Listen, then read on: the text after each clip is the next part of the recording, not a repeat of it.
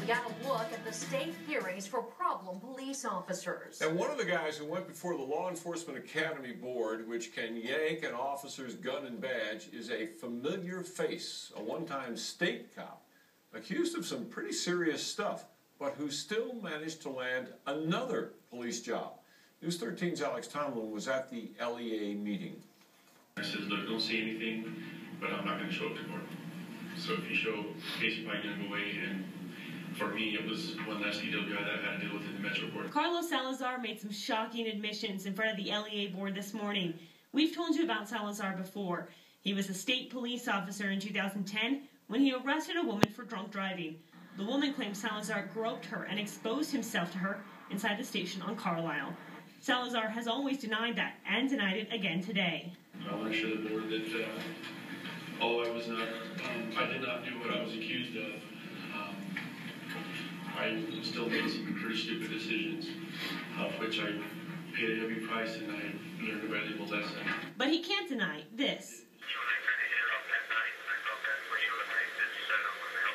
Phone recordings of Salazar calling the woman before he helped her get out of that DWI.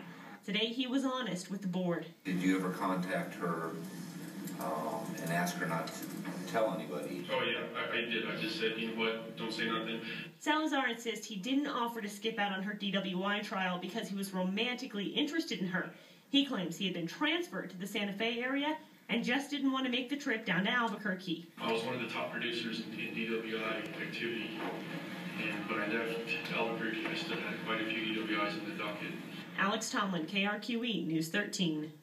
The director of the LEA recommended Salazar just get a slap on the wrist. The board rejected that today, so the director will now decide a new punishment that the board will consider at its next meeting in April. Salazar quit state police last summer and then was hired by Santa Fe police. Santa Fe Chief Raymond Rael says he was not aware of the extent of the allegations against Salazar when he hired him. Background investigation was conducted by an officer who is no longer here. The officer left the department shortly thereafter and has not been available or responsive to questions. Rael says he's waiting to see what punishment the LEA hands down before deciding if Salazar will keep his Santa Fe job. The Albuquerque police officer accused of texting and flirting with a 17-year-old girl that he gave a traffic ticket to will lose his badge for 3 months. Frank Tillman was also in front of the LEA board today. I would like to accept the stipulated order of suspension. The board agreed to suspend him for those 3 months. Text records show that the married cop sent the pregnant girl messages saying she looked good and that, quote, Prego was hot and a turn-on. And remember the police chief who wasn't really even allowed to be a cop? Larry Barker exposed Vaughn Police Chief Ernest Armijo's little secret last spring.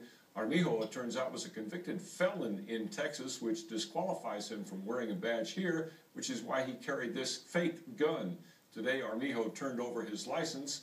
As Larry showed you, the only certified cop on the whole Vaughn force was the police dog.